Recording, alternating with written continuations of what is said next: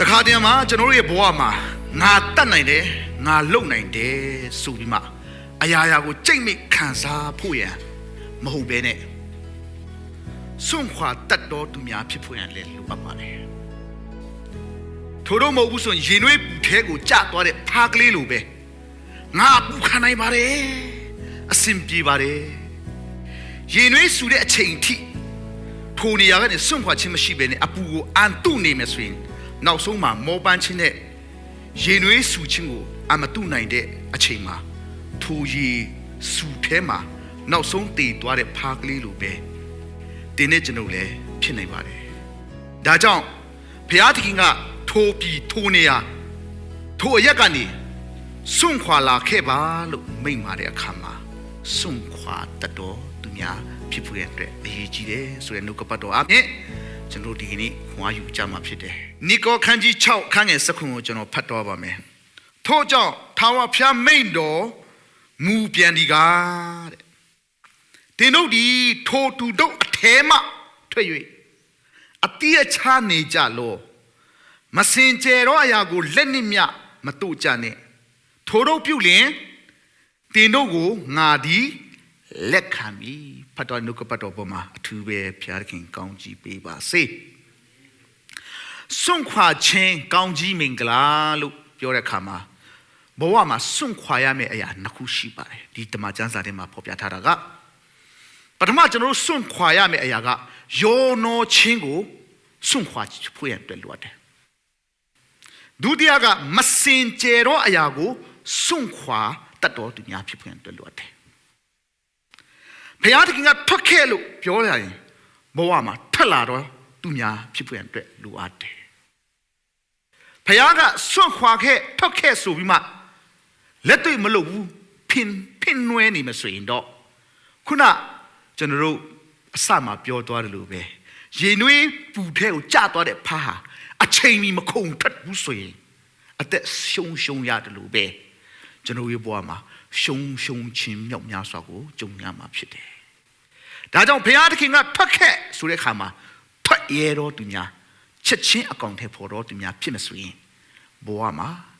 ထူခဲ့လို့တော့အဆုံးသတ်ခြင်းများနဲ့မကြုံရဘဲနဲ့ကောင်းကြီးမင်္ဂလာကိုအတ္တမှာခံစားမှာဖြစ်တယ်ဆိုတော့ကိုကျွန်တော်တို့ဒီကနေ့လေ့လာမှာဖြစ်တယ်ဘုရားသခင်ကထွက်ခဲ့လို့ပြောတဲ့အခါမှာတမန်ကျမ်းစာထဲမှာခုနကတော့ရေပူထဲကိုကျသွားတဲ့ဖားလိုပဲဖင့်နွဲတဲ့လူတယောက်အကြောင်းကိုကျွန်တော်တွေ့ရပါတယ်သူ့အကြောင်းကိုကျွန်တော်ကြည့်တဲ့အခါမှာကပ္ပဦးကျမ်းခန်းကြီး19အခန်းငယ်15မှာဒီလိုပြောထားပါတယ်မိုးတောက်တော့အခါကောင်းကင်တမန်တို့ဒီတဲ့လောတကိုစော်လက်တင်ဒီထ၍ဤအရ၌ရှိတော်မယားနှင့်သမီးနှစ်ယောက်တို့ကိုယူသွားလောတို့မဟုတ်မြုပ်၏အပြင်၌ဆုံးချင်းတို့ရောက်လိမ့်မည်ဟုဆိုတော်လေသူဒီတဲ့ဖင့်နွယ်တော့အခါထာဝရဘုရားတနာတော်မူသောကြောင့်ကောင်းကင်တမန်တော်တို့ဒီသူနှင့်သူ၏မယားကိုသူ၏သမီးနှစ်ယောက်တို့ကိုတဲ့ဘာလို့လဲဆိုရင်လက်မထားပါလက်ဆွဲ၍မြို့ပြင်တို့ထုတ်ဆောင်ကြ၏ခန်းကြီး19ခန်းငယ်16မှာကျွန်တော်ကြော်ပြီးမှဖတ်ပါမယ်လောတကလည်းအကျွန်ုပ်သခင်ထိုတို့မဆူပါနဲ့ဖတ်တော်နှုတ်ကပတ်တော်ပေါ်မှာသူပဲဘုရားခင်ကောင်းချီးပေးပါစေဘုရားသခင်ကထွက်ခဲ့ဒီမြို့ကိုငါဖျက်ဆီးတော်မှာဖြစ်တယ်လောတလို့ပြောတဲ့အခါမှာလောတကဖင့်နွဲတယ်ဆိုတာသိရတယ်ဘလောက်ထိတော့မှဖင့်နွဲလဲဆိုရင်ကောင်းကင်တမန်တွေကတော့မှလက်ကနေခေါ်ရတာလာထွက်ခဲ့လောတဆွဲထုတ်ရတာအဲ့ဒါတိမကသေးဘူးဘာပြောလဲဆိုအိုးသခင်နေပါအောင်ကျွန်တော်မျက်နှာရသည်ဖြစ်တယ်ဆိုရင်ကျွန်တော်အဲ့ဒီနေရာကိုမပြေးပြရစေနဲ့ဒီဘက်ကိုပြေးပြရစေဆိုပြီးမှကိုရောအဲ့လိုမပြောပါနဲ့ကျွန်တော်ပြောတဲ့အတိုင်းလုပ်ပေးပါဆိုပြီးမှတောင်းဆိုခဲ့တဲ့သူဟာလောတဖြစ်တယ်ဘုရားကဖတ်ခဲ့လို့သူ့ကိုတောင်းဆိုပြီးမဲ့သူကဖင့်နွယ်ပြီးမှဘာလို့လဲဆိုရင်အဲ့ဒီလိုနေတဲ့ခါမှာကောင်းကင်တမန်ကတော့လက်ကနေဆွဲချီပြီးမှသူ့ကိုနိုးဆော်ရတယ်ဆိုတော့တွေ့ရတယ်ဒီကနေ့လူတိုင်းကိုဘုရားသခင်ကထွက်လာဖို့ရန်အတွက်ထွက်ခဲ့ဖို့ရန်အတွက်ကျွန်တော်တို့ကိုအမိန့်ပေးနေတာဖြစ်တယ်ခေါ်နေတာဖြစ်တယ် ဒါပေမဲ့ဒီကနေ့သင်ကတော့အော်ဖခင်ကကျွန်တော်ကိုခေါ်တယ်သိပါတယ်ဒါပေမဲ့ကျွန်တော်တို့လောတလို့ဖိနွဲနေသလားနော်ဖခင်ကကျွန်တော်တို့စိတ်ထဲမှာနိုးဆော်တဲ့အရင်ဘက်ကဆိုရင်ဘက်ကတက်တီခံသွားတယ်လေသူအစင်တက်မရှိဘူးဒါပေမဲ့ဖခင်ကနိုးဆော်တဲ့ခါမှာနိုးဆော်တဲ့အတိုင်းလှုပ်လာတဲ့အခါမှာကျွန်တော်တို့အများကြီးခွန်အားဖြစ်တာချစ်တယ်ဒီကနေ့ဖခင်ကတင်းကိုခေါ်တဲ့ခါမှာတင်းရဲ့လှုပ်ဆောင်ရမယ့်ရာက step ဒီမှာဖခင်ခေါ်တဲ့ညောင်တော့ဖို့ပဲဖြစ်တယ်ဒါပေမဲ့လောတလို့လေလက်ကနေအမြဲတမ်းဆွဲခေါ်တာကိုပဲလိုချင်တဲ့သူဖြစ်တယ်ဆိုရင်တင်းဟာဖခင်တကယ်ရှင်းမောင်မှာလောတကေတော့ဖြစ်နွယ်တော်သူဖြစ်နေတာဖြစ်တယ်ဒီနေ့ဒီချိန်ထိဖခင်ကြောင့်တော့ဖို့အမြဲတမ်းချော့နေရမယ်ခေါ်နေရမယ်ဆိုရင်တော့တင်းဟာဖခင်တခင်ရှင်းမှာလောတကေတော့ဖြစ်နွယ်တော်သူဖြစ်တာဖြစ်တယ်ဒါကြောင့်ဒီကနေ့ကျွန်တော်ရဲ့တက်တာမှာအဲ့ဒီဘဝမျိုးနဲ့ဖြတ်တန်းနေသလားကောင်းကင်နမနဲ့သူ့ကိုခေါ်တဲ့ခါမှာတခင်ထို့တော့မဆိုပါနဲ့ကျွန်တော်ပြောတဲ့အတိုင်းလုပ်ပါနားထောင်ပေးပါလို့လောတာကကောင်းကင်နမကိုတော့မပြန်ပြောတာနော်ဒီကနေ့ယုံကြည်သူများကျွန်တော်တို့ယုံကြည်သူတွေဆိုတာက call out ကျွန်တော်တို့ call set apart လို့အင်္ဂလိပ်လိုမှာပြောထားတာဖြစ်တယ်အဲ့ဒါကဘာလဲဆိုစွန့်ခွာခြင်းအသက်တာအတွက်ကျွန်တော်တို့ခေါ်ခံရတဲ့သူတွေဖြစ်တယ်ဒီကနေ့ဘုရားသခင်ကကျွန်တော်တို့အားလုံးကိုခေါ်နေတာဖြစ်တယ်ခေါ်တယ်ဆိုတာကနေ့ရက်စဉ်တိုင်းမှာဘုရားနဲ့တွာလာဖို့ကျွန်တော်တို့ကိုခေါ်နေတာဖြစ်တယ်အာမင်ဒါကြောင့်ကျွန်တော်တို့ဘုရားကျောင်းလာဖို့တော့မှဖုန်းခေါ်နေရမယ်ဆိုရင်တော့မဟုတ်တော့ဘူးကျွန်တော်ဖိနွဲနေပြီကျွန်တော်ဆုတောင်းပေးဖို့တော့မှကျွန်တော်တို့ချော့နေရမယ်ဆိုတော့မဟုတ်တော့ဘူးကျွန်တော်တို့ဟာဖိနွဲနေတော့သူများဖြစ်တယ်ဘုရားသခင်လူချင်တာကစွန့်ခွာဖို့ဖြစ်တယ်အဲ့ဒီလိုဖိနွဲနေတဲ့ဘောကနေထွက်လာပြီးမှဘုရားသခင်ပြလက်တတ်တော်ပြည်ကိုတွားစေခြင်းနဲ့ခေါ်ခြင်းနဲ့တင်းတဲ့ကျွန်တော်ကိုခေါ်နေတာဖြစ်တယ်ဒါကြောင့်လောတရဲ့တက်တာလိုမျိုးပဲကျွန်တော်တို့ဖိနွဲနေလားသူကလေကောင်းကင်နမကလက်ကနေဆွဲရတဲ့ထိတောင်မှဖိနွဲတဲ့သူဖြစ်တယ်ဒီပြမကတူသူကောင်းကင်နမပြောတဲ့စကားတိုင်းမဟုတ်ပဲသူစကားအတိုင်းပဲကောင်းကင်နမတွေကနားထောင်တာလိုက်လျှော့ပေးတာကိုလူချီနေတဲ့သူဖြစ်တယ်အဲ့ဒီအကျိုးဆက်ကသူဘာခံစားတယ်လဲဆိုနံပါတ်1လောတာဤမယားမှုကနောက်တို့လက်ကြီးစားတိုင်ဖြစ်လေ၏ဒီကနေ့ကျွန်တော်တို့တက်တာမှာယုံကြည်သူတွေဖြစ်တဲ့အခါမှာဘုရားသခင်ကကျွန်တော်တို့ကိုထွက်လာဖို့ရန်အတွက်ကျွန်တော်တို့ကိုအလိုစန္ဒရှိတာဖြစ်တယ်ဒီကနေ့ဗိမာန်တော်ကိုကျွန်တော်လာရမယ်ဆုတောင်းရမယ်သူများနိုးဆော်မှပြောမှမဟုတ်ဘူးကိုတိဖွင့်ရတဲ့ကကျွန်တော်ဖျားတခင်ရှိမဖြစ်နွယ်တော့သူမဖြစ်ပွင့်တဲ့ကဖျားတခင်ဖက်ခဲ့လို့ပြောတဲ့အတိုင်းပဲကျွန်တော်တို့ကဆုတောင်းလာရမယ်ဖျားကြောင့်တွားရမယ်အမှုတော်ဆောင်နေရမှာဖြစ်တယ်ဒီကနေ့မိတ်ဆွေဖျားကြောင့်တော့မှမလာနိုင်ဘူးဆုတောင်းတော့မှမလာနိုင်ဘူးဆိုရင်ဘယ်အရာတွေကတင့်ကိုဖြစ်နွယ်အောင်လုပ်နေတာလဲအဲ့လိုဒါဆက်သွားမဆိုရင်တော့ခုနရေပူထဲကိုကြတဲ့ဖားလို့ပဲအချိန်မီမခုန်ထွက်လာဘူးဆိုရင်တော့ကျွန်တော်တို့ဘဝရေပူထဲမှာပဲတည်သွားမှာဖြစ်တယ်ဖားဆိုတာကသူ့မှာအပူချိန်ကိုခံနိုင်တဲ့သူ့မှာအစွမ်းရှိတယ်ရေနွေးစုတဲ့ကိုပြုတ်ကျသွားတဲ့ဖားဟာငါခံနိုင်တယ်ဒီအပူကိုဆိုမှနင်းကန်တီးခံမယ်ဆိုတီးခံနိုင်တယ်အပူချိန်20ဒီဂရီ30ဒီဂရီပေါ့ဒါပေမဲ့ပုတ်ဆူလာတဲ့ခါမှာ तू ကမော်သွားပြီလေအားနဲ့စိုက်ထားတဲ့ခါမှာမောသွားတဲ့ခါမှာအကြီးပူထဲမှာဖပြုတ်ဖြစ်သွားတာဒီကနေ့ကျွန်တော်တို့ဘုရားသခင်ကထွက်လာဖို့ဘုရားကအလိုတော်ရှိတာဖြစ်တယ်အာမင်ထွက်လာဖို့ရတော့ကဘာလဲဘုရားရဲ့အလိုတော်ဆောင်ဖို့အမှုတော်ဆောင်တာမဆောင်တာတွေကအရင်မပြောဘူးနေ့စဉ်တိုင်းမှာတင်ဟာဘုရားသခင်နဲ့တွားလာဖို့ရတဲ့ဘုရားသခင်တင့်ကိုယာတိတဘောစိတ်ကနေထွက်လာဖို့ရတဲ့အလိုတော်ရှိတဲ့ဘုရားသခင်ဖြစ်တယ်တင်ကတော့ထွက်လာဖို့စိတ်မကူပဲအရာတိမှပဲပြောနေမယ်ဆိုရင်နောက်ဆုံးတင်အားအင်ကုန်ဆုံးသွားတဲ့ခါမှာယာတိရဲ့တဘောမှာပဲတင်ဟာတည်ဆုံးသွားမှာဖြစ်တယ်ဒါကြောင့်ဒီကနေ့တင်းနဲ့ကျွန်တော်ရဲ့တက်တာမှာအချိန်မီစွန့်ခွာတတ်တော်သူများဖြစ်ပြန်တော့လို့တယ်ဖင်နွယ်တော့သူများမဖြစ်ပါနဲ့ဟုတ်ပါတယ်အလုပ်လုပ်ရတယ်မောတာပေါ့ဆရာမအလုပ်မလုပ်တာကျွန်တော်တို့ကအလုပ်လုပ်ရဟုတ်ပါတယ်ဒီကနေ့ကျွန်တော်တက်တာမှာဘလောက်ပဲမောဘလောက်ပဲအခက်ခဲကြုံပါစေဒီနေ့တော့ဖះကြောင့်သွားမယ် ဒီနေ့တော့ကျွန်တော်စုကိုတောင်းသွားကိုတွားရမယ်မအားတော့လဲဖျားတအချိန်ပေးမယ်ဆိုတဲ့လူတွေကဂရိတော်ကောင်းကြီးတွေကိုခံစားရတာနော်အာဗြဟံရဲ့တက်တာမှကြည့်လိုက်ဖျားကငါပြန်လာတော့ပြီးတော့ထွက်လို့ပြောတဲ့ခါမှာထွက်လာတယ်ထွက်လာတဲ့ခါမှာ तू ခံစားရတဲ့ကောင်းကြီးတွေ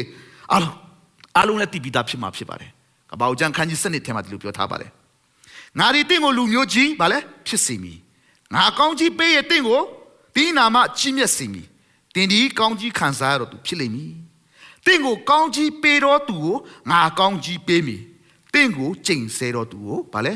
ငါကျိန်ဆဲမည်တင့်အားဖြင့်လေလူမျိုးအပေါင်းတို့ဒီကောင်းကြီးမင်္ဂလာကိုခံစားရကြလိမ့်မည်ဟုမိန့်တော်မူတယ်ဘုရားကထွက်လာခဲ့လို့ပြောတဲ့အခါမှာချက်ချင်း action ယူတဲ့အာဗြဟံရဲ့အသက်တာမှာအဲ့ဒီဂရိတော်တွေကိုခံစားရတယ်ဘုရားတကယ်ထွက်လာခဲ့လို့ပြောမှလောတာကိုခေါ်တဲ့အချိန်မှာလောတာကဖင့်နွဲတဲ့အတွက်ကြောင့်သူ့မိန်းမစားတိုင်ဖြစ်သွားတယ်နောက်ဆုံးကိုပြောရင်သူ့သမီးနှစ်ယောက်ကအဖေနဲ့ပြစ်မှားပြီးမှတကယ်ဘုရားသခင်ရဲ့လူတွေကိုဒုက္ခပေးတဲ့ရန်သူအမျိုးကိုမွေးထုတ်လာတာဖြစ်တယ်ဒီကနေ့ကျွန်တော် Bible study အချိန်မှာကိုပြည်တန်းကပြောတဲ့ຢာလေးတစ်ခုခွန်အားလို့ပြောပြချင်တယ်ဒါကသူ့ကိုပြောတာမဟုတ်ပါဘူးခွန်အားရလုံးလို့ပါသူတို့ကညအေးရဝင်ခန်းဒီမှာကျမ်းစာဖတ်ကြတယ်တဲ့အဲ့ဒီဖတ်တဲ့ခါမှာကပ္ပဦးကျမ်းကိုဖတ်တဲ့ခါမှာအဲ့ဒီအခန်းကိုရောက်တဲ့ခါမှာတဲ့သမီးအကြီးကဆက်မဖတ်တော့ဘူးတဲ့ဘာဖြစ်လို့ဆက်မဖတ်တော့တာလဲလို့ပြောတဲ့ခါမှာသမီးနှစ်ယောက်ကအဖေနဲ့ဖြစ်တဲ့အရာကိုမဖတ်ချင်ဘူးတနည်းအားဖြင့်ပြောရှက်တယ်ဒါမှမဖြစ်တင်ဘူးကျမ်းစာထဲမှာဒီအရာတွေမရှိတင်ဘူးလို့သူတို့ခံစားတာဖြစ်တယ်တမန်ကျမ်းစာဆိုတာလူတွေအားလုံးကခွန်အားယူနေရတဲ့အရာဖြစ်တယ်အဲ့ဒီတမန်ကျမ်းစာထဲမှာဆက်ရှုပ်ယွန်းစရာတခြားလူမပြောနေအောင်သူ့သမီးတော်မှအဲ့ဒီအရာကိုဖတ်ဖို့တော်မှနော်တော်တော်လေးကို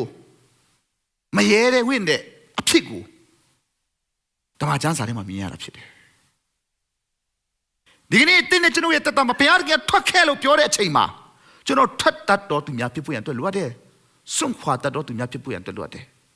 ဖြစ်နွယ်နေမယ်ဆိုရင်ကျွန်တော်ရဲ့တက်တာမှာကျွန်တော်ဇနီးကစားတိုင်းဖြစ်သွားမယ်ကျွန်တော်သားသမီးတွေကမဖြစ်တဲ့အရာတွေကိုကြုံဆုံရမှာဖြစ်တယ်နော်ဒီကနေ့ဘုရားကတင်းကိုခေါ်ထားတာကကောင်းကြီးပေးဖို့ဖြစ်တယ်USC ကိုခေါ်လာတာကကြိမ်ချင်းအမင်္ဂလာခံစားဖို့မဟုတ်ဘူးတင်းအသက်တာတင်းဇနီးတင်းခင်ပွန်းတဲ့တင်း generation ကိုဖျားသခင်ကကောင်းကြီးဖိတ်ဖွင့်တယ်ဒီနေ့သူများလူတကာမရောက်နိုင်တဲ့ USC ကိုတင်းကိုဖျားသခင်ကမျက်နှာသာပေးပြီးပို့ဆောင်ထားတာဖြစ်တယ်ဒါကြောင့်ကျွန်တော်တို့အသက်တာမှာဖျားသခင်ကထွက်ခဲ့လို့ပြောတဲ့ခါမှာထွက်တတ်တော်သူများဖြစ်ဖွင့်တက်လို့တယ်ဖျားသခင်ကအာဗြဟံကိုခေါ်တဲ့ခါမှာလေလုံးဝအလုံးမရှိအကိုင်မရှိလို့စားစရာမရှိလို့လာငါပြလာတော့ပြီကိုလာခဲ့ဆိုမှခေါ်တော့တာမဟုတ်ဘူးသူနေတဲ့မြို့ဟာအဲ့ဒီခေတ်ကာလတုန်းကဆိုရင်တကယ်အောင်မြင်တဲ့စီးပွားရေးအရန်ကောင်းမြင်တဲ့နေရာဒေသဖြစ်တယ်အာဗြဟံအဲ့ဒီမြို့ကနေထွက်လာတဲ့ခါမှာသူ့မှာစီးစိမ်ဥစ္စာကျွယ်ဝမှုနေတယ်ထွက်လာတာနော်ဘာမှမရှိဘဲနဲ့ပစိုးတစ်ထည်အိမ်တစ်ထည်နဲ့ထွက်လာတာမဟုတ်ဘူးကျွယ်ဝချင်းနေနဲ့ထွက်လာတာငါဒီမှာအဆင်ပြေပါတယ်ငါဒီမှာပဲနေမယ်လို့မပြောခဲ့ဘူးနော်ဖခင်ကထွက်ခဲ့ဆိုရင်ထွက်လာတာဖြစ်တယ်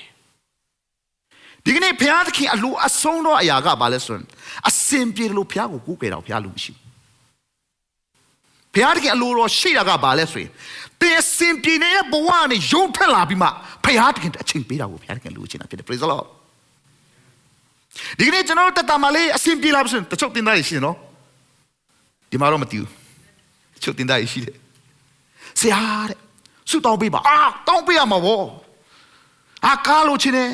စီပွားရေးစင်ပြေဖို့တောင်းပေးတာကျွန်တော်တို့လည်းဖျားတယ်နာမတော်အမိပြုမှာအားပါတောင်းပေးတာအဖြေရောဖျားเจ้าပေါ်မလာတော့ဒီမှာတော့ဖျားကျေးဇူးအကြောင်းမရှိပါဘူးနော်တချို့နေရာမှာပြောတာပါဖျားလို့ချင်တာကအစင်ပြေတဲ့ခါမှာသူ့ကိုမေ့ပြုတ်မှုအစင်ပြေမပြေတဲ့ချိန်မှာဖျားကိုကိုးကွယ်တယ်လို့ပဲအစင်ပြေနေတဲ့အချိန်မှာလေဖခင်ကထွက်လာခဲ့လို့ပြောရင်ထွက်ပြီးမှဒူးထောက်ပြီးမှဖခင်တခင်နဲ့အချိန်ယူတတ်တော်သူများဖြစ်ပွက်တဲ့အလိုတော်ရှိနေတာဖြစ်တယ် praise the lord ဒီနေ့ကျွန်တော်ရဲ့တသက်မှာဖင်နွဲတော်သူများမဖြစ်ပွက်တဲ့အရင်ရေးကြည့်တယ်နော်ဒီနေ့ဖခင်တခင်ထွက်လာခဲ့ဆိုထွက်လာဖို့လိုတယ် ဒီနေ့တင်တက်တာမှာလောဒလိုပဲဖြစ်နေနေလားခုနကျွန်တော်ဖတ်သွားတဲ့နိကောအခန်းကြီး6အခန်းငယ်7မှာအဲ့ဒီအာဗြဟံရဲ့ကောင်းကြီးတွေကိုခံစားတဲ့လူတွေအကြောင်းကိုလည်းထပ်ပြီးမှပြောထားတယ်သူက60ခုကျွန်တော်ပြန်ဖတ်မယ်အားလုံးနားလည်အောင်ဘယ်လိုရေးထားလဲဆိုတော့နိကောအခန်းကြီး6အခန်းငယ်နိကောအခန်းကြီး6အခန်းငယ်7ခုပြန်ဖတ်ပါမယ်ထို့ကြောင့်ထာဝရဘုရားမိန့်တော်မူပြန်ဒီကတင်တို့ဒီဗာလဲနံပါတ်1သူတို့အထဲမှာထွက်၍အတီးအခြားနေကြလောမစင်ကြယ်ရောအရာကိုလက်နဲ့မတို့ကြနဲ့ထိုတို့ပြုလင်တင်တို့ကိုငါသည်ဗာလဲလက်ခံမည်ဆိုတာကဒီတမန်ကျမ်းစာကိုရေးတဲ့ပေါလုကဘယ်ကျမ်းစာကိုမိခိုမှရေးလဲဆိုဟေရှာယအခန်းကြီး50ကိုမိခိုပြီးမှရေးထားတဲ့ကျမ်းဖြစ်တယ်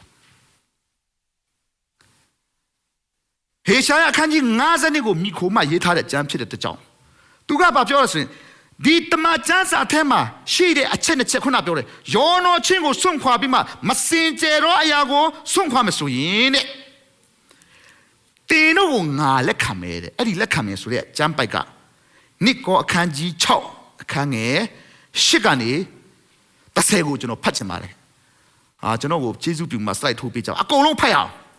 နိကောအခန်းကြီး6အခန်းငယ်8ကနေ30တွေ့ပြီလားနိကောအခန်းကြီး6အခန်းငယ်8ကနေ30တိကျွန်တော်ဖတ်ရအောင်နံပါတ်1ကျွန်တော်ဖတ်ရအောင်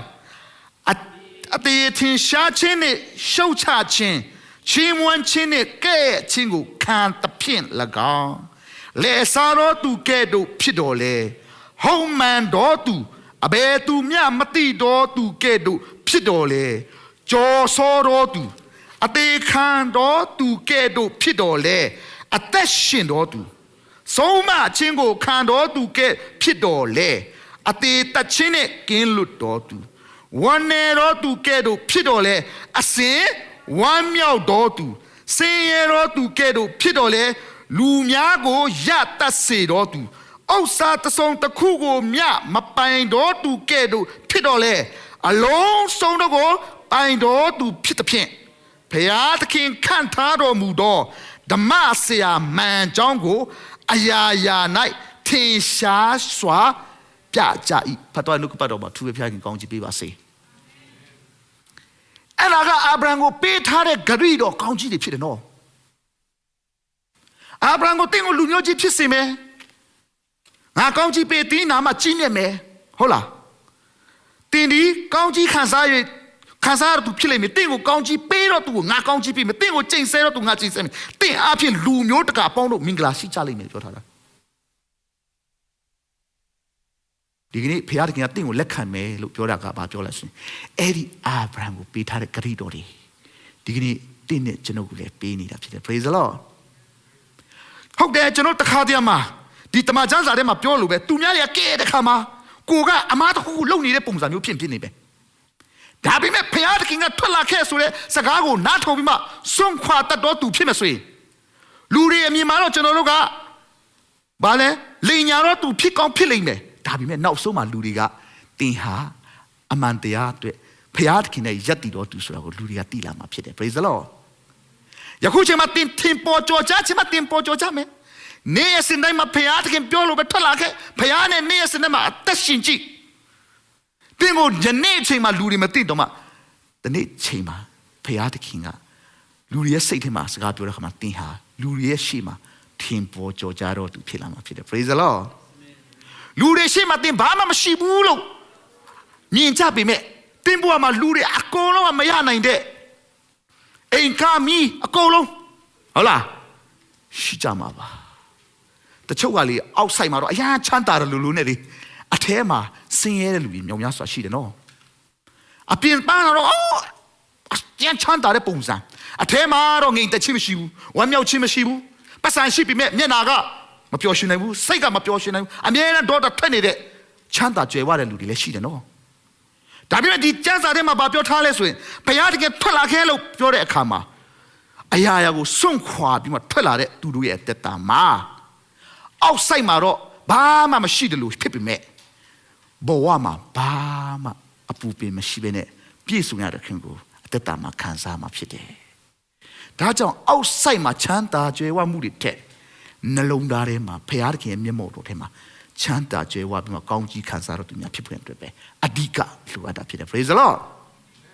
အဲ့ဒီတဲ့တင်ကိုဖခင်ခေါ်နေတာထွက်လာခဲ့ငါပြတ်လာတန်တော့ပြီကိုတွားပါအဝေးကြီးကိုမကြည့်ပါနဲ့အဝေးကြီးကိုမကြည့်ပါနဲ့ရော့ဖော့ကနေဒီ USA တနိုင်ငံလုံးပတ်ဖို့လည်းမစင်စားပါနဲ့ဖခင်ကဒီကနေ့တင်ကိုထွက်လာခဲ့လို့ပြောတာသူနဲ့မိတ္တာဟာမပြတ်ပဲနဲ့နေစင်တိုင်းမှာတွားလာဖို့ရတဲ့တင်ကိုဖခင်ကခေါ်နေတာဖြစ်တယ်အဲ့ဒီခေါ်ခြင်းကိုတင်ကဖြစ်နွဲနေနေစင်တော့ခုနလောတကြုံဆုံလို့ပဲတင်းရဲ့ဇနီးတင်းရဲ့တာသမီတွေကိုတင်းကရှုံရှုံအောင်မှာဖြစ်တယ်ထိုကဲတော့မို့ပဲဘုရားတကယ်ထွက်လာခဲလို့ပြောတဲ့စကားကိုတင်းတက်တာမှာလက်တွေ့အကောင့်ထဲပေါ်မဆိုရင်တင်းမိသားစုတင်းရဲ့တာသမီမျိုးစဉ်မြစ်ဆက်မှာကောင်းကြီးခံစားကြမှာဖြစ်တယ်ဒါကြောင့်လောတလိုလက်ကနေဆွဲပြီးမှဘုရားကျောင်းကိုရောက်လာတဲ့သူများမဖြစ်ဖို့ရတဲ့အရေးကြီးတာဖြစ်တယ်ဒီကနေ့လောတလိုငါပြောတဲ့စကားကိုပဲလာခေါင်ပေးပါဆိုပြီးမှစိတ်ကောက်နေရမယ်အထဲမှာမပါဖို့ရတဲ့အရာကြီးကြီးတာဖြစ်တယ်နော်အဲ့ဒီလိုအသက်တာမှာဖြစ်နွဲနေမယ်ဆိုရင်တော့ကောင်းကြီးမင်္ဂလာများကိုအသက်တာမှာရှုံရှုံကြရမှာဖြစ်တယ်ဒါကြောင့်မိတ်ဆွေဒီကနေ့ဘုရားကကျွန်တော်တို့ကိုအဲ့ဒီနေရာကနေထွက်လာဖို့ရတဲ့ကျွန်တော်တို့ကိုစကားပြောနေတာဖြစ်တယ်စကားပြောနေတာဖြစ်တယ်ဖြစ်နွဲတော့သူမဖြစ်ပါနဲ့သားသမီး generation ကောင်းကြီးရဖို့ရတင့်မိသားစုထဲမှာကောင်းကြီးရဖို့ရလူတွေရဲ့မျက်နှာမကြည့်ပါနဲ့ဘုရားကြောင့်လာတဲ့ခါမှာဘုရားရဲ့မျက်နှာတော်ကိုရှုထောက်ပြီးမှလာပါထို့တို့ပြုမယ်ဆိုရင်တင်းရဲ့သားစဉ်မြေစဉ်နဲ့တင်းဘဝမှာကောင်းကြီးမင်္ဂလာရည်တွက်မကုန်တဲ့ရာတို့ခံစားကြမှာဖြစ်တယ်အာမင်ဒါကြောင့်ကျွန်တော်တို့တက်တာမှာဘုရားခေါ်တဲ့အခါမှာရည်ရွယ်ချက်ရှိတယ်ဒါကြောင့်ကျွန်တော်တို့တက်တာမှာစွန့်ခွာတတ်ဖို့ရန်တွက်လို့တယ်စွန့်ခွာဖို့ရအလုံးကကျွန်တော်တို့အရာတစ်ခုကိုကျွန်တော်စွန့်ခွာရမယ်နံပါတ်1ကပါလေယောနောချင်းကိုစွန့်ခွာရမှာဖြစ်တယ်။ဒါမှကျမ်းစာကိုဖတ်ပါမယ်။နိကောခန်းကြီး6အခန်းငယ်14မှာဒီလိုပြောထားပါတယ်။မယုံကြည်သောသူတို့နဲ့တွဲဖက်၍စန့်ကျင်ဘက်ဖြစ်သောတဘိုးကိုမထမ်းကြနှင့်။တရားတော်အမှုဒီမတရားတော်အမှုကိုအဘယ်တို့လက်ခံနိုင်မည်နည်း။အလင်းတွေမောင်မိုက်နဲ့အဘယ်တို့ဆက်ဆံနိုင်မည်နည်း။ဆိုလိုချင်တာကကျွန်တော်တို့တက်တာမှာယောနောချင်းကိုဘုရားသခင်ကယူမုန်းတဲ့ဘုရားသခင်ဖြစ်တယ်။ဒါကြောင့်ကျွန်တော်တို့ကိုဘုရားသခင်ယောနောချင်း mix ဆိုတဲ့အထက်ကနေစွန့်ခွာတက်လာတော့အသက်တာများကိုရရှိခိုင်ပိုင်ဆိုင်စေခြင်းနဲ့ဖခင်သခင်ဖြစ်တယ်ဒီတမန်ကျမ်းစာကိုကြည့်တဲ့အခါမှာကျွန်တော်ခုနပြောလို့ပဲဟေရှာယအခန်းကြီး50ထဲကနေပေါလုကကောက်နှုတ်ထားတာဖြစ်တယ်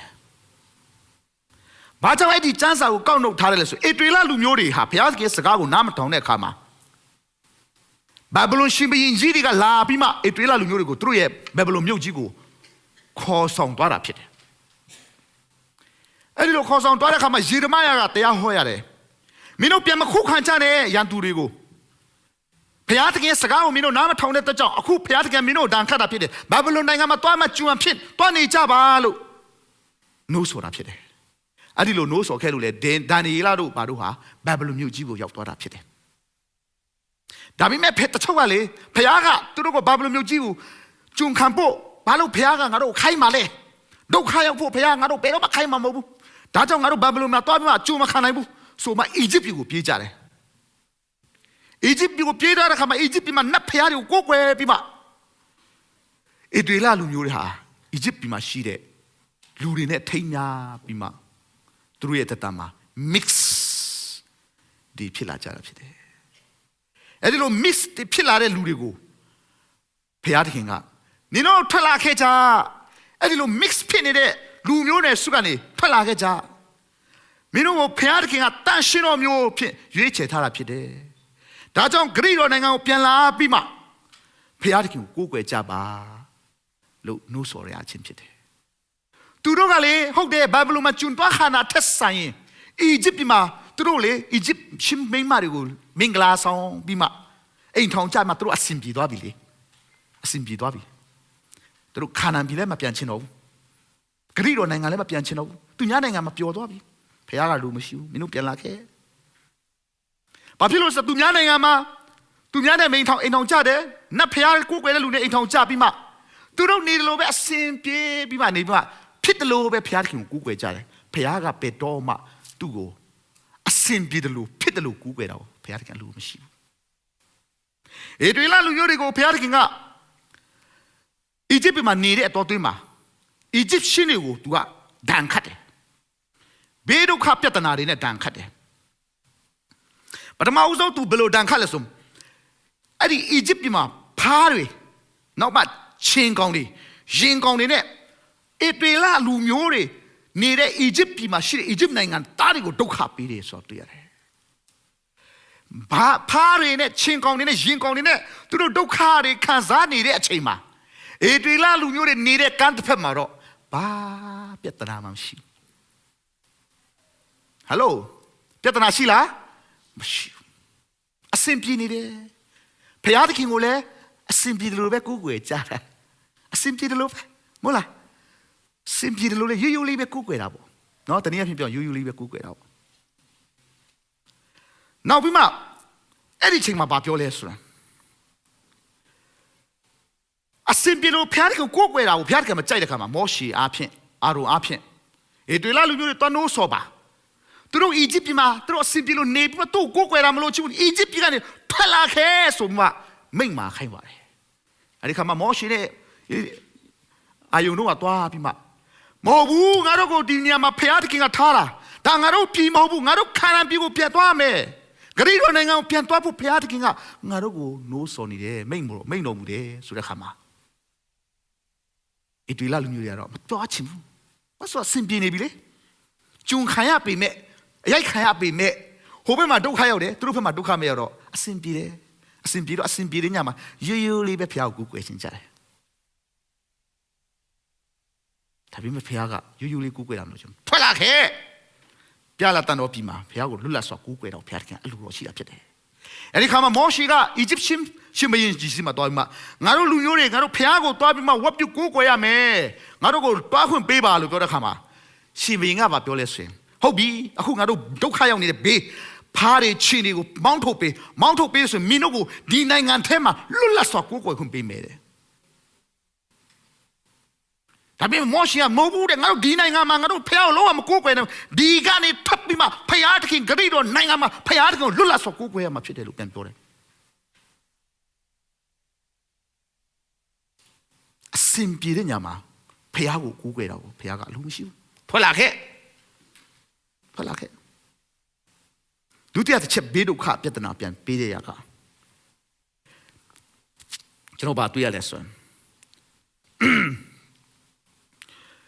မင်းတို့တဲ့အဝေးသွားဆရာမလို့ဘူးနေဆက်မှာဒါဆိုရင်မင်းတို့မြို့ထဲမှာမကိုးကွယ်ချူနေဆက်လေးမှာနော်ထွတ်မြောက်ရနန်းတို့ကျန်းစာဖတ်ဖို့ရထွတ်မြောက်ရခန်းကြီး8ခန်းငယ်နဲ့18မှာတွေ့ရတယ်ဘုရားတခင်ပူဇော်ခြင်းဆိုဟိုအဝေးသွားဆရာမလို့ပါဘူးမင်းတို့ဒီနိုင်ငံထဲမှာအီဂျစ်ပြည်ထဲမှာမကိုးကွယ်ချင်နေဆက်လေးမှာဖျားသွားပြီးမှကိုးကွယ်ကြငါခွင့်ပြုတယ်ပါကြမဟုတ်ဘူးမောရှေနဲ့အာရုံကဖျားကဂရိတော်နိုင်ငံမှာသူ့ကိုသွားမှပူဇော်ဖို့ပြောထားတာနေဆက်မှာငါဖျားမကိုးကွယ်နိုင်ဘူး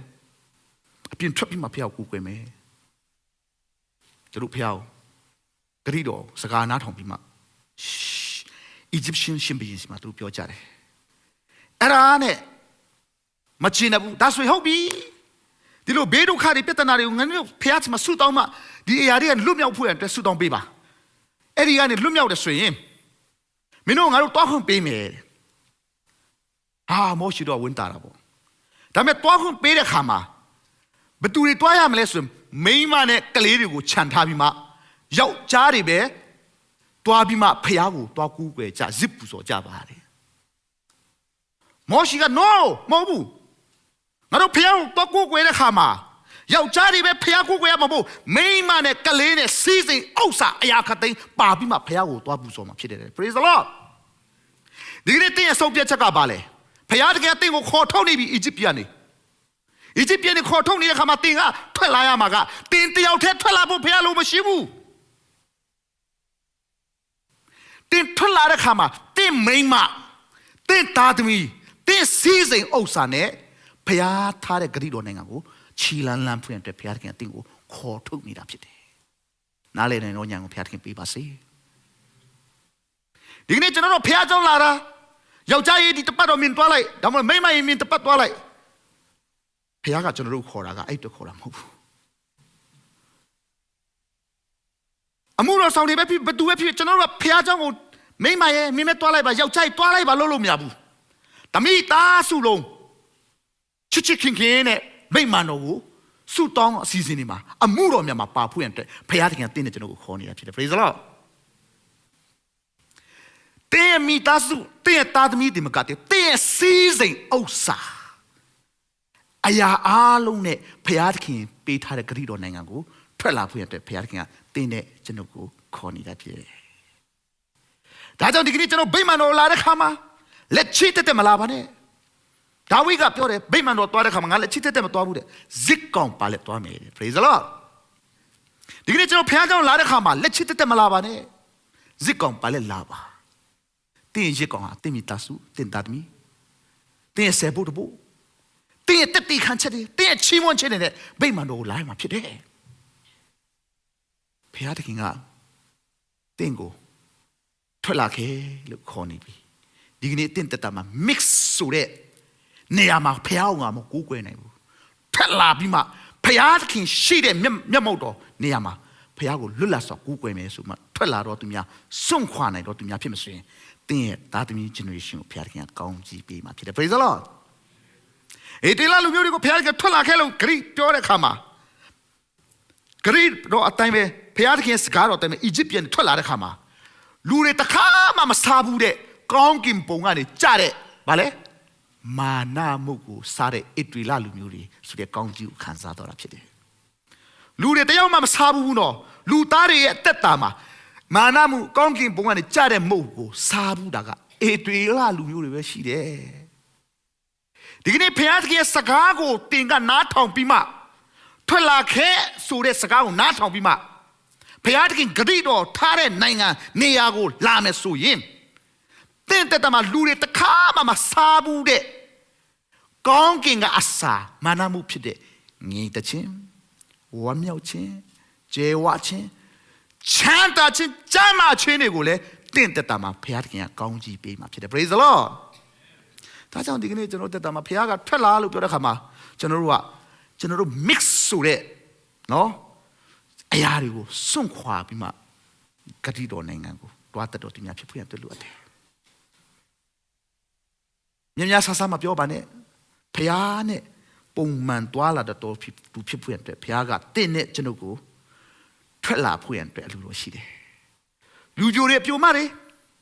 အခန်းထဲမှာပဲပေါင်းအောင်ပြီးမှနေမယ်ဆိုဘယ်လိုလုပ်ယောက်ျားရမှာတော့မဟုတ်ဘူးလားဖျားခင်စီနဲ့ကောင်းကြီးလိုချင်တယ်ဆိုထွက်လာဖို့လို့တဲ့ဘယ်မှာထွက်လာမလဲနိုင်ကလမှာဟိုမှာပန်းချန်တွေမှာတွားမရှာတဲ့ဖျားအကြောင်းပုံမှန်လားအာမင်ဖျားအကြောင်းပဲပုံမှန်လာကြည့်တင့်တဲ့အကောင်းဆုံးတော့ခင်ပွန်းတဲ့ဇနီးတွေကိုဖျားခင်ကတင့်ကိုကောင်းကြီးပေးမှာဖြစ်တယ်အာမင်ဒီကနေ့ကျွန်တော်တို့အိမ်ရှင်တွေစီးပွားရေးသမားတွေယုံကြည်သူတွေကျွန်တော်တို့တက်တာမှာအိမ်ခန်းထဲမှာပဲနေပြီးမှဆူတောင်းဖို့မဟုတ်ဘူးဆူတောင်းလို့မရဘူးလို့ကျွန်တော်ပြောနေတာဘူးတောင်းလို့ရပါတယ်ဒါပေမဲ့ဘုရားသခင်လိုချင်တာကဒီနေ့အများကြီးကိုမကြည့်နေအောင်နေ့ရက်တည့်ရက်စင်တိုင်းမှာဘုရားနဲ့တွားလာဖို့ရန်တဲ့ဘုရားအလိုတော်ရှိတာဖြစ်တယ်နော်ဒါကြောင့်ကျွန်တော်တက်တာမှာဘုရားအကြောင်းလေးပဲသစ္စာရှိစွာကောင်းကောင်းတဲ့အောင်စနေနေ့ဆူတောင်းတာဝဲပုံမှန်လေးလာအောင်သူများဆွဲခေါ်မှလာတာမျိုးမဖြစ်စေနဲ့နော်သူများလို့ဆိုမှလာတာမျိုးမဖြစ်စေနဲ့ဘုရားရဲ့မျက်နာတော်ကိုထောက်ပြီးမှလာတော့သူဖြစ်မယ်ဆိုရင်ခုနဂရိတော်ဖြစ်တဲ့သူများရှိမှဆင်းရဲတဲ့အောင်ဖြစ်ပြီးမဲ့ချမ်းသာတော့သူများရှိမှတင်မပြည့်စုံတော့သူဖြစ်တဲ့ရောလေပြည့်စုံတော့သူနော်လူတွေရဲ့အထက်မှာနေရတော့လူတွေရဲ့ချီးမွမ်းအားကြရတော့အခွင့်ကိုတင်ပွားမှာပိုင်ဆိုင်မှာဖြစ်တယ်ရွှေငွေရတနာမှာပိုင်ဆိုင်တော့မှတင့်တက်တာမှာရှိတဲ့ငြိမ်သက်ခြင်းကြွယ်ဝခြင်းတို့လူတွေကြည့်တဲ့အခါမှာတင့်ကိုအားကြနေရမှာဖြစ်တယ်ဒါကြောင့်လေကျွန်တော်တက်တာမှာထွက်လာခဲ့ဆိုတဲ့အရာကိုကျွန်တော်တို့ရဲ့တက်တာမှာဒီကနေ့နားထောင်ဖို့ရတဲ့ဖြစ်တယ်ဖြစ်နွယ်ဖို့မဟုတ်ဘူး ဖခင်ကတင့်အရောက်စီတိုင်းကျွန်တော်တို့အရောက်စီတိုင်းကိုထွက်လာဖို့ရအတွက်ခေါ်ဖိတ်နေတာဖြစ်တယ်နော်ကြည့်ကျွန်တော်ညီမလေးနဲ့ညီလေးနော်အမြဲတမ်းကျွန်တော်ပြောတယ်ဒီအတင်းတော်မှာကျွန်တော်အရင်ခွန်ရတာအရာတခြားလူတွေလာတဲ့အရာကိုအားမရဘူးခွားမရဘူးလို့ကျွန်တော်ပြောတာမဟုတ်ပါဘူးစောကြီးနဲ့မောင်ဘွယ်တို့တနာကြီးကျော်မောင်းပြီးမှဒီမှာဖျားเจ้าလာတက်တာနော်ဒီလောက်ဝေးတဲ့နေရာကနေဖျားเจ้าလာတက်ဆိုတင်းနဲ့ကျွန်တော်ကအနီးနားမှာရှိတဲ့လူကဖျားเจ้าဖျားရဲ့မျက်နှာကိုပို့ပြီးမှတော့မှရှာဖွေရတဲ့လူအပ်တာဖြစ်တယ်အာမင်ဒီကနေ့ကျွန်တော်ပိတ်မှတော့မှဘသူကဆောတယ်ဘသူကတက်တေခံတယ်အဲ့ဒါတွေကိုမကြည့်ပါနဲ့တင်ဖျားเจ้าလာတဲ့ရည်ရွယ်ချက်ကဘာကြောင့်လာတာလဲဆိုတာမှန်ကန်ဖို့လိုတယ်ကျွန်တော်အမျိုးသမီးကောင်းဆောင်ယောဟန်ကြီးကပြောတဲ့စကားလေးတစ်ခုရမ်းခွန်ရတယ်ကျွန်မဖျားเจ้าမျက်နှာလာတာဘသူမှမျက်နှာမကြည့်ဘူးတဲ့ပိတ်မှတော့လာဖျားမျက်နှာရှာမှလာတာဖြစ်တယ်အဲ့ဒါဖြစ်ဖို့လိုတယ်အာမင်ဒီမှာလာပြီးမှချမ်းသာသွားမယ်ကြွယ်ဝသွားမယ်လို့ပြောနေတာမဟုတ်ဘူးဖျားเจ้าမှာအတူတူကဝတ်ပြုတ်ကိုးကွယ်တာလိုချင်တဲ့ဖျားကဖြစ်တဲ့ကြောင့်လာပြီးမှဝတ်ပြုတ်ကိုးကွယ်တတ်တော်သူများဖြစ်ဖို့အတွက်လိုအပ်တယ်ရည်ရွယ်ချက်မှမစီနဲ့ဖျားเจ้าလာတာသူများကိုချစ်ဖို့မဟုတ်ဘူးသူများကိုချီးမွမ်းဖို့မဟုတ်ဘူးသူများအားနဲ့ချစ်ဖို့မဟုတ်ဘူးဖျားကကျွန်တော်ကိုဗိမာန်တော်မှာယုံကြည်သူများစုစည်းမှဝတ်ပြုတ်ကိုးကွယ်ပေးတာအလိုတော်ရှိတယ်ဆိုတာကိုပဲကျွန်တော်တို့က focus ထားဖို့ရတယ်လို့တယ်ဒါကြောင့်ဒီကနေ့ mix ဖြစ်တဲ့နော်ယာတိတဘောတွေနဲ့အသက်ရှင်နေတဲ့လူတွေနဲ့တွားပြီးမှအချိန်မှဖြုံးပါနဲ့ထွက်လာခဲ့ဗိမာန်တော်မှာဖခင်ရဲ့မျက်နှာတော်ကိုရှာတဲ့သူတွေနဲ့အတူတူကမိထားတာဖွဲ့ပါအာမင်လောသနဲ့အာဗြဟံကခွာလိုက်တဲ့အချိန်မှာကောင်းကြီးရတာနော်ယာတိတဘောဆန်တဲ့လူတွေဆွေငွေရတနာစီးပွားရေးအကြောင်းနဲ့တွေ့နေတဲ့သူတွေသူများအားနဲ့ချစ်သူပဲကြိတ်နေတဲ့လူကိုခွာလိုက်တဲ့အချိန်မှာကောင်းကြီးကသူ့တက်တာမှာခံစားတာနော်လောတာကတော့မျက်စိနဲ့မြင်နိုင်တဲ့စီးစိမ်ဥစ္စာကျွဲဝမှုကိုကြည့်ပြီးမှအသက်ရှင်တယ်အာဗြဟံကတော့သူနေတဲ့မြို့မှာတောင်မှသူကတိုက်နဲ့ကားနဲ့ဆောက်ပြီးမှမနေပါဘူးတဲလေးထိုးပြီးမှနေသွားတာဘာဖြစ်လို့လဲသူယုံကြည်တာကဖခင်သခင်ပဲဖြစ်တယ်နေရာဒေသအခြေအနေမဟုတ်ဘဲနဲ့ဖခင်သခင်ပေါ်မှာယက်တည်တဲ့ကြောင့်ဘယ်နေရာမှာပဲရောက်သူ့တက်တာမှာပျော်ပြီးမှဖခင်ကိုအမြဲတမ်းဇစ်ဖို့ဆိုတာဖြစ်တယ်ဒါကြောင့်ဒီကနေ့မိတ်ဆွေများယုံကြည်သူများကျွန်တော်တို့စွန့်ခွာဖို့ရန်အချိန်တန်နေပြီဖြစ်နွယ်ပြီးမှအသက်မရှင်ပါနဲ့တင်ကအလုတ်ထဲမှာသမင်းကြောရတယ်ပင်ပန်းတယ်ကြောတွေကြိုက်တာပေါ့စနေနေ့အေးစေးတနင်္ဂနွေအေးစေးနားချင်တာပေါ့ဒါပေမဲ့ဟုတ်ပြီကြိုက်ခိုင်းတော့မှဘာပဲဖြစ်ဗိမာန်တော်တော့နှုတ်ကပတ်တော်ခံယူမယ်ဆိုမှလာခဲ့ကြည့်မယုံရင်စကြည့်ခုနပြောတယ်မို့လားအေတွေလာလူမျိုးတွေကဖျားတကယ်ခေါ်ထုတ်တဲ့ခါမှာတဲ့အာနေတော့သူစုံတယောက်မှမရှိဘူးတဲ့တင်းရဲ့နာကျင်မှုတွေခက်ခဲမှုတွေတောခါတွေရှိပြီမဲ့ဖခင်เจ้าကိုလာကြည့်တင်းရဲ့တောခါတွေပျောက်ပြီးမှဖခင်တကယ်ကျမ်းမာခြင်းငြိမ်သက်ခြင်းဝမ်းမြောက်ခြင်းကြွယ်ဝခြင်းဖြာဖြာတို့တင်းတက်တာမှာပြီးမှဖြစ်တယ်အာမင်ဒါကြောင့်ကျွန်တော်တက်တာမှာအကောင်းဆုံးသောအရာကဖခင်တကယ်ထွက်လာခဲ့ဆိုထွက်လာပြီးမှကျွန်တော်စွန့်ခွာတဲ့အရာတွေကိုစွန့်ခွာပြီးမှဖခင်ရဲ့မျက်မှောက်တော်ကိုရှာတော့သူများဖြစ်ပြန်တယ်လို့တယ်ဒုတိယတစ်ချက်အနေနဲ့ကျွန်တော် style လို့အောင်ကျွန်တော်နှုတ်ကပတ်တော်နဲ့ဆင်ခြင်အောင်နိကောခန်းကြီး6ခန်းငယ်16မှာဒီလိုပြောထားပါတယ်ဘုရားသခင်ဗိမာန်တော်ဒီရုပ်တုတို့နဲ့အဘယ်တို့ဆက်ဆံရမည်နီဘုရားသခင်မိန့်တော်မူဒီကသူတို့တွေငါကျင့်ဝတ်မည်သူတို့တွင်လဲ၍သူတို့ဤဘုရားသခင်ဖြစ်မည်သူတို့ဒီလဲငါဤလူဖြစ်ကြလိမ့်မည်ဟုမိန့်တော်မူသည်အညီတင်တို့ဒီအသက်ရှင်တော်မူတော့ပါလေဘုရားသခင်ဤဗိမာန်တော်ဖြစ်ကြ၏ဘုရားခင်ကတင်းတဲ့ကျွန်ုပ်ကိုဘုရားကဗိမာန်တော်လို့ပြောပါတယ်ဒါကြောင့်ကျွန်တော်တက်တာမှာမစင်ကြယ်တဲ့အရာကနေစွန့်ခွာတတ်တော်သူများဖြစ်ဖို့ရန်တော်လိုအပ်တယ်ဗိမာန်တော်ကိုညှဉ်းညူးစေတာကဘာလဲဆိုရင်ရုပ်တုစင်တုဖြစ်တယ်ဒီကနေ့ကျွန်တော်တို့ကဘုရားသခင်ရဲ့ဗိမာန်တော်ဖြစ်တယ်ကျွန်တော်ရဲ့ဗိမာန်တော်ကိုညှဉ်းညူးစေတာကရုပ်တုစင်တုဖြစ်တယ်ဗိမာန်တော်ဆိုတဲ့အခါမှာယုံကြည်သူတွေကို call out set up ကျွန်တော်တို့စွန့်ခွာဖို့ရန်ခေါ်ချင်းခံရတဲ့သူတွေဖြစ်တယ်။ဘာအတွက်လဲတလုံးတော့အထင်းနဲ့ဖခင်သခင်ကိုကူးကွယ်ဖို့ရန်တဖြစ်တယ် ဒီကနေ့အသင်းတော်တွေမှာမြောက်များစွာနေရာတွေမှာအသင်းတော်ဆိုတဲ့ခါမှာစီလုံးနဲ့တလုံးတော်ရတဲ့စိတ်ကိုမတိဆောက်နိုင်ကြတော့ဘူးဒါကြောင့်အသင်းတော်တွေအများကြီးကွဲတယ်ဒါကြောင့်အသင်းတော်တွေများစွာပြဿနာကြုံနေရတယ်အဓိကအသင်းတော်လို့ဖြစ်လာတဲ့အခါမှာအသင်းတော်မှာပထမအုပ်ဆုံးလိုအပ်တာကခရစ်တော်၌တလုံးတော်အထဲဖြစ်ဖွယ်တယ်လို့တယ်ခရစ်တော်နဲ့တလုံးတော်အထဲမရှိနိုင်တာကဘာကြောင့်လဲဆိုရုပ်တုစင်တုတွေဖြစ်တယ်အေတွေလာလူမျိုးတွေဟာဗိမာန်တော်ထဲမှာဘုရားကိုကူးကွယ်ကြတယ်ဗိမာန်တော်လူတွေကဖြည့်ဆည်းပြီးတဲ့ခါမှာဗိမာန်တော်အသစ်ပြန်တည်ဆောက်တဲ့ခါမှာတိုင်တွေကိုကြည့်တဲ့အခါမှာတဲ့ဗိမာန်တော်ရဲ့တိုင်တွေထဲမှာတဲ့နတ်ဖျားပုံတွေဆွဲထားတာကိုတွေ့ရတယ်ရှောလမုန်မင်းကြီးကဗိမာန်တော်ကိုတည်ဆောက်တာဘုရားကောင်းချီးပေးတဲ့သူ့ခေတ်မှာစစ်မတက်ရအောင်ကောင်းချီးပေးတဲ့အခါမှာဗိမာန်တော်ဘုရားကိုဝတ်ပြုကိုးကွယ်တဲ့အခါမှာကောင်းချီးတစ်ခုပြီးတစ်ခုရတယ်ဒါပေမဲ့နောက်ပိုင်းမှာသူ့ရဲ့မိန်းမတွေကဗိမာန်တော်ထဲမှာရုပ်တုစင်တုထားလာတဲ့နေ့ကနေစပြီးမှကောင်းကြီးရှုံပြီးမှနောက်ဆုံးပြောမစင်သူ့ရဲ့ generation တွေတော့မှမျိုးတုံးလူမတက်ဘုရားခင်ရဲ့တန်ခတ်ခြင်းကိုခံရတာဖြစ်တယ်ဒီကနေ့သင်နဲ့ကျွန်တော်ဟာဘုရားရဲ့ဗိမာန်တော်တွေဖြစ်တယ်ကျွန်တော်ရဲ့တက်တာမှာမစင်ကြဲတော့ရုပ်တုစင်တုတွေကိုဘယ်နေရာမှာထားနေပြီလဲဒီကနေ့အသင်းတော်ကိုစုလုံးစီလုံးနဲ့မဖြစ်စေတာက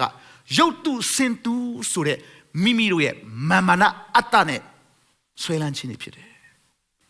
။ area တွေကိုကျွန်တော်ဆွန့်ခွာတတ်ဖို့လို့ဒီနေ့အဲ့ဒီမစင်ကြဲတဲ့နေရာတွေကိုကျွန်တော်တို့ဗိမာန်တော်ထဲကနေထုတ်ပြီးမှဖျားသခင်ဆွန့်ခွာစီတဲ့နော်တွာလာစီတဲ့နေလို့စီချင်တဲ့နေရာတွေမှာဖျားကိုကျွန်တော်တို့ကဖူးမြော်ကိုးကွယ်ရမယ့်အချိန်ကာလဖြစ်တယ်။ဒီကနေ့မိတ်ဆွေကျွန်တော်တက်တာမှာဆင်ခြင်ရအောင်ကျွန်တော်တို့အသင်းတော်ထဲမှာဘာရုပ်ထုစင်တုတွေရှိနေပြီလေအဲ့ဒီရုပ်ထုစင်တုတွေရှိနေပြီဆိုရင်ကျွန်တော်တို့ကအဲ့ဒီအရာတွေကိုဖယ်ရှားဖို့လိုနေပြီနော်ဖယ်ရှားဖို့လိုနေပြီမိမိတို့ရဲ့မာနတွေမိမိရဲ့စိတ်ဆွဲလန်းခြင်းတွေမိမိတို့ရဲ့အကောင်းမမြင်ဝါဒတွေကိုဖယ်ပါမဖယ်နေတွေ့ဖျားကြောင်းကျွန်တော်တို့ဗိမာန်တော်ဖြစ်တဲ့ယေရှုရဲ့ဘူကိုခန္ဓာဖြစ်တဲ့ကျွန်တော်တို့တတ်မှာစီလုံးမှုတလုံးတော်တဲ့ဘယ်တော့မှတိဆောက်နိုင်မှာမဟုတ်ဘူးစီလုံးချင်းမရှိတဲ့အသင်းတော်ဟာပြူကွဲဖင်းလမ်းကိုပဲဥတည်နေတာဖြစ်တယ်ဒီကနေ့ကျွန်တော်တို့ New Life မြန်မာ Church ဖြစ်မြောက်လာဖို့ရတဲ့ဒီတို့ရဲ့ဆုတောင်းချက်တွေဒီတို့ရဲ့အာမန်စိတ်အာမန်ဆိုတဲ့ပါဝင်ခဲ့အဖို့ခပေးခဲ့တဲ့အရာတွေအားဖြင့်ဖခင်ကဒီ New Life မြန်မာ Church ကိုတည်ဆောက်ခဲ့တာဖြစ်တယ်ယနေ့ထိတိုင်အောင်လဲဖခင်ကပို့ဆောင်ပေးတာဖြစ်တယ်ဒီအတင်းတော်အဆက်တကွဲနဲ့ဖြစ်ဖို့ရတဲ့ဘုရားသခင်က New Life မြန်မာ Church ဆိုပြီးမှစတည်ခဲ့တဲ့ဘုရားမဟုတ်ဘူးနော်ဒီတင်းတော်ကိုဘုရားသခင်က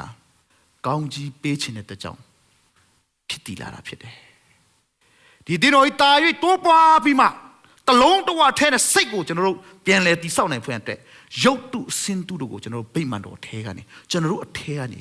ဖယ်ဖို့ရအတွက်လိုအပ်နေတာဖြစ်တယ်ဒီကနေ့ကျွန်တော် Bible Study အချိန်မှာကျွန်တော်တို့ခွန်အားယူတဲ့အခါမှာကပ္ပဦးကျမ်းခန်းကြီး90ကိုကျွန်တော်ခွန်အားယူတာဖြစ်တယ်ယောသရဲ့အကြောင်းနဲ့ကျွန်တော်ခွန်အားယူတဲ့အခါမှာကျွန်တော်ခွန်အားပေးလိုက်တာကတစ်ခုဖြစ်တယ်ခွန်အားပြန်ရလိုက်တာကအဲ့မှာ Bible Study မှာပါဝင်တဲ့ဒီနယ်ပါနဲ့ကိုပီရန်တို့ဆန်နေခွန်အားပေးတဲ့အရာလေးကအချမ်းကိုကျွန်တော်စိတ်ကိုတိဆောက်သွားတာဖြစ်တယ်ကျွန်တော်တို့ခွန်အားပေးလိုက်တာကဘာလဲဆိုရင်ယာကုပ်ဟာယောသဟာဘာလုပ်လဲလို့ကျွန်တော်ကြည့်တဲ့အခါမှာသူ့အကူတွေနဲ့မတွေ့ခင်တော့ကသူဟာကောင်းကြီးအများကြီးခံစားရတယ်။တနည်းအားဖြင့်ပြောမဆိုရင်ဇာပနာတာပနာဆိုတဲ့ဘွဲ့နာမဂုံကိုရှင်ဘုရင်စီကနေပေးအပ်ခြင်းခံရတယ်။တနည်းအားဖြင့်ပြောမဆိုရင်ရှင်ဘုရင်ပြင်သူကအာနာရှိဆုံးဆိုတဲ့ဂုံပုတ်ကောင်းကြီးမင်္ဂလာကိုခံစားရတယ်။လူတွေရဲ့ချစ်ကြောက်ယိုသိမ်မှုခံစားတယ်။သူ့ဘဝမှာမျက်ခွက်နဲ့ငိုရတယ်ဆိုတာမတွေ့ရဘူး။သူ့ကိုယ်တွေကရောင်းစားတဲ့နေရာနဲ့စပါငိုတယ်ဆိုတာမတွေ့ရဘူး။ဒါပေမဲ့သူ့အကိုတွေကိုသူပြန်တွေ့တဲ့နေ့မှာပထမအဦးဆုံးနေ့မှာသူဟာငိုကြွေးခဲ့ရတယ်။အကြီးကျယ်ငိုရတယ်။ သူ့ကိုယ်ကိုမြင်တဲ့ခါမှာဝမ်းတာတာလည်းဖြစ်တယ်ဝမ်းနေတာလည်းဖြစ်ပြီးငိုရတယ်သူခါမှာငိုလို့အီဂျစ်ပြည်မှာရှိတဲ့လူတွေကတော့မှကြားကြတယ်လို့ကျမ်းစာထဲမှာဖော်ပြထားတာဖြစ်တယ်နောက်ပြီးမှမကြာခင်မှာသူ့အဖေကိုတွေ့တဲ့ခါမှာဝမ်းတာလို့ငိုတယ်အဲ့လိုငိုပြီးတဲ့ခါမှာသူ့အဖေကတည်သွားတဲ့အခါမှာတဲ့အရက်90ပတ်လုံးငိုတယ်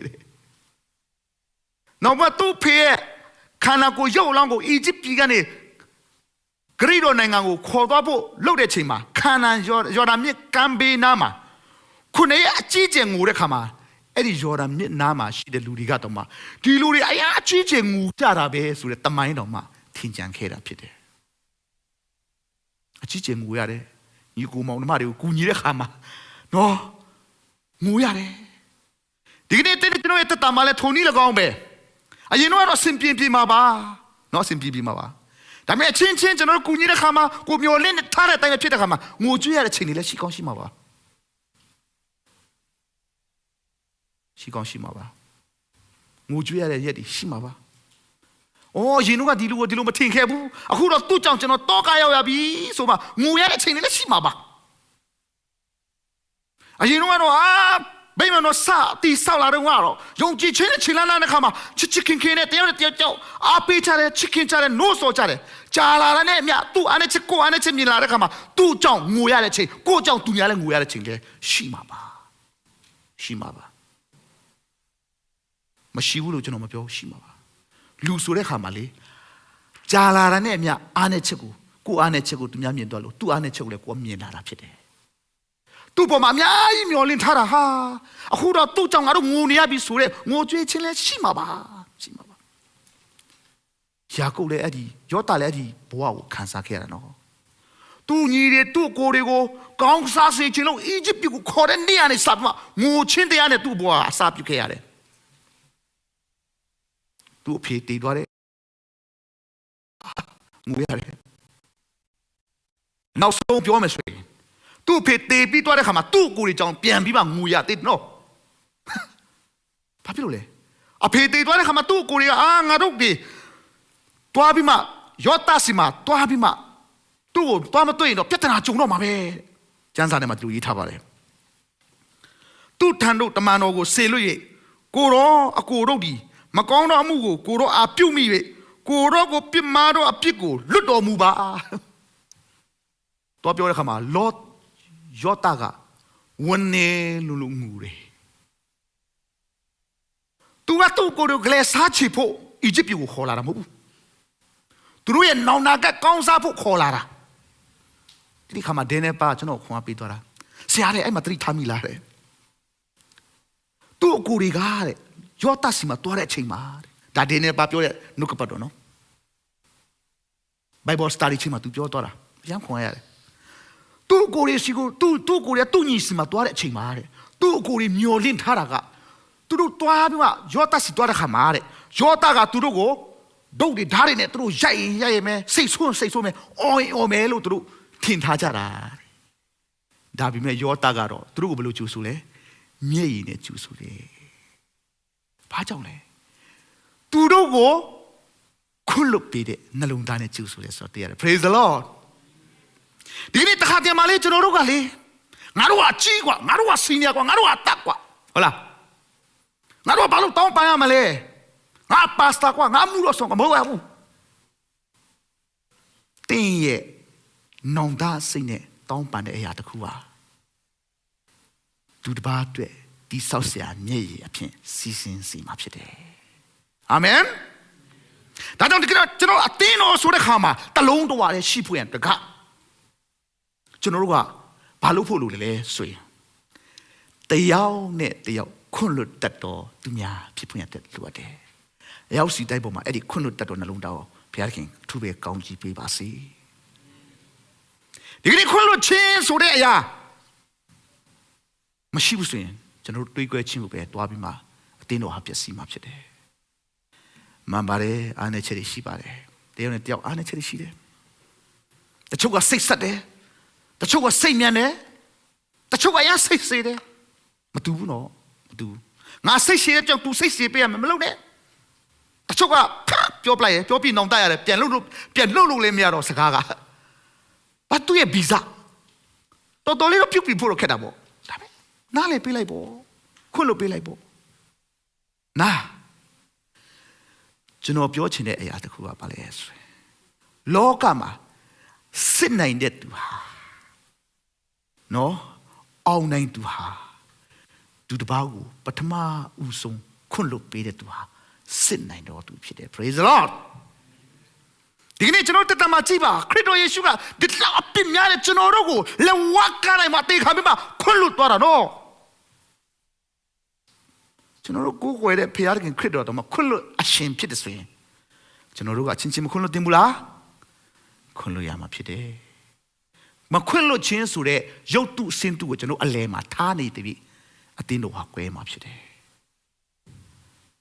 ဒီနေ့ကျွန်တော်တို့ရှေ့ဆက်ပြီးမှဖခင်ထားတဲ့ဂရိတော်နိုင်ငံကိုတွားဖို့ရန်အတွက်က let bygone be bygone တဲ့ပြီးခဲ့တာတွေပြီးပါစေဆိုပြီးမှခြံထားတတ်တော့နှလုံးသားများနဲ့ရှောက်လာနိုင်တော့သူများဖြစ်ဖို့ရတဲ့လူအပ်တာဖြစ်တယ် praise the lord ချင်းချင်းတို့ဆက်အောင်တင်းနဲ့တောက်တင်းကိုကျွန်တော်ခွင့်လို့တယ်နော်ဒီနေ့ကနေစမခြေလမ်းတက်တဲ့ကျွန်တော်ဆက်အောင်လို့ပြောအောင်ခပါအားလုံးဟစ်ကြစားပါဒီနေ့ကနေစပြီးမှခြေလမ်းတက်တဲ့အစပြုရအောင်ဗိမာန်တော်ဝယ်ဖို့ခေါင်းဆောင်နဲ့ကျွန်တော်ရွေးပြီမကြခင်မှာဗိမာန်တော်ဝယ်တော့မယ်အမလေးဟာဝင်တာလိုက်တာဟာအားရလိုက်တာနော်ဗိမာန်တော်ထဲမှာလွတ်လပ်စွာဖျောက်ကျွန်တော်မကြခင်မှာကိုယ်ကိုရတော့မယ်အဲဆာနူအတကုရှုံနေပြီစိတ်နေတက်နေပြီဘလာဒေါင်းပေးမယ်တခါတည်းပေးအောင်သူအစီအစဉ်ဆွဲနေပြီမဟုတ်ဘူးလားအဲဆာပါလေဟာမင်းတို့မြင်ပေးကြတော့အမေကငိုးဆော်နေပြီမဟုတ်လားခုနဆရာဆေးလိုက်တယ်မပြောတော့ဆရာပို့လို့လည်းကောင်းကောင်းပါဝင်ပါနိုးဆော်နေပြီမဟုတ်ဘူးလားတော်လုံးများဘူးဆရာမပေးစလက်တူဖုတ်တက်ကိုအရင်ကလေးပဲလို့ဆို6ရက်လောက်လုပ်ပြီးမှဗိမာန်တော်တဲ့ဘလောက်ထိပါဝင်လာမလဲအာမင်ကျွန်တော်တို့ let bygone be bygone ပြီးတာတွေပြီးပါစီတော့လူဆိုတာမပြည့်စုံဘူးကျွန်တော်လည်းမပြည့်စုံဘူးတင်လည်းမပြည့်စုံဘူးကျွန်တော်တို့ကခွင့်လွှတ်ခြင်းနဲ့ဘဝကိုတည်ဆောက်မှာဖြစ်တယ်အာမင်ဒီကနေ့ New Life မြန်မာ Church ကိုဘုရားခင်ကရည်ချက်မဲ့စွာနဲ့ဒီဆောက်ခဲ့တာမဟုတ်ဘူးသူမှာကြီးမားတဲ့ရည်မှန်းချက်ရှိတယ်ဒါသမီးကြီးဒီအသက်အရွယ်တွေကလူများတွေကောင်းမှာလမ်းဘေးရောက်နေပြီကျွန်တော်ဒါသမီးဘလောက်လိမ်မာတယ်လဲအသက်18 19မွေးစေဝါလူကျူးစာတောင်းတဲ့လူကျွန်တော်ခေါက်ပါအတင်းသားတယ်မတရားမှမတွေ့သေးဘူး praise the lord generation ကိုဖျားစပြီးမှကောင်းချီးပေးနေပြီတော့ကျွန်တော်တာကြီးဆိုမလေးရှားသူဇာမန်နေတော့ရိုးတော့ဆောင်ဝင်ခန္ဓာတင်းတော်မှာလဲပိမတော်မှာလဲဂီတာမတိရပါဘူးဖျားတရားမှာအဲ့လောက်စိတ်မပါဘူးဒီမှာရောက်လာတဲ့ခါမှာလေဘုရားကျေးဇူးတော်ချီးမွမ်းတယ်ဂီတာလေးတီးတာဂီတာလေးမတီးတတ်ဘူးဒါပေမဲ့ဒီရောက်လာတဲ့ခါမှာဂီတာလေးတီးတာဟောဘူးလို့သူဆွဲခေါ်ပေးတဲ့ခါမှာဂီတာတီးမှဖျားကိုဝတ်ပြုကူကြတာဘလောက်ထိပီတိဖြစ်လဲဒီအတေးရတဲ့တခြားစတိတ်မှာမူရစေဝဆွဲနေပြီဒီကနေ့တင့်သားသမီးတွေမှာအဲ့ဒီအဖြစ်ကိုဘုရားခင်ကမပေးသေးဘူးနော်မပေးသေးဘူးဒါကြောင့်ကျွန်တော်တို့ကလေဒီအတင်းတော်ကြီးကွယ်သွားမယ်ဆိုရင်ကျွန်တော်သားသမီးလည်းပျက်စီးသွားပြီနာကမရှိတော့ဒါကြောင့်ကျွန်တော်တို့စွန့်ခွာတတ်ဖို့ရတယ်မစင်ကြဲတဲ့အရာတွေကိုကျွန်တော်စွန့်ခွာတတ်တော့သူများဖြစ်ဖို့လိုတယ်အတင်းတော်ကိုဖြစ်စေတာကမစင်ကြဲတဲ့ရုပ်ထုစင်တုဖြစ်တယ်အဲ့ဒီရုပ်ထုစင်တုဆိုတာမာနငါတော်တယ်ငါတတ်တယ်ငါသိတယ်မခွန်းလွတ်နိုင်တဲ့ရုပ်ထုစင်တုတွေဖြစ်နေတယ်နော်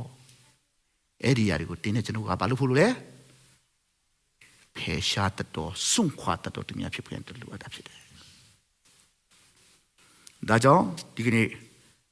ကျွန်တော်တက်တာမှာ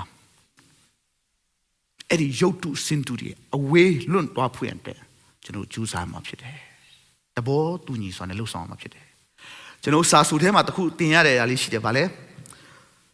တိုးရောင်ဆောင်တော့ဝွန်ပလီနော်ကြားဘူးကြားတယ်မလားတိုးရောင်ဆောင်တဲ့ဝွန်ပလီဆိုတာနေရာတိုင်းမှာရှိတယ်ခုနဆရာစေးထန်လည်းပြောသွားတယ်ငါတို့ရဲ့ရန်သူကဘာတူလဲလူသားမဟုတ်ဘူးဝိညာဉ်နတ်ဆိုးတွေဖြစ်တယ်စာတန်မာနဖြစ်တယ်ကျွန်တော်တို့တိုက်ခိုက်ရမှာဟိုတခါလဲကျွန်တော်ပြောပြီးအချင်းချင်းမဟုတ်ဘူးသူတိုက်ခိုက်ရမှာလဲစာတန်ကိုတိုက်ခိုက်ရမှာဖြစ်တယ်စာတန်ကိုတွန်းလှန်ရမှာဖြစ်တယ်တိုးရောင်ဆောင်တဲ့ဝွန်ပလီကိုကြည့်လိုက်အဲ့ဒီပုံပြင်ထဲမှာဘာတွေ့ရဆိုတိုးရောင်ဆောင်တဲ့ဝွန်ပလီကိုတဲ့တိုးတခင်ကတိပြီးမှဘာလုပ်လိုက်လဲတတ်လိုက်တယ်ဆိုတော့မတွေ့ရဘူးလားတွေ့ရတယ်အယောင်ဆောင်ဝွန်ပလီဘယ်တော့မှမမိပဲမနေဘူးဘာဖြစ်လို့လဲသိလား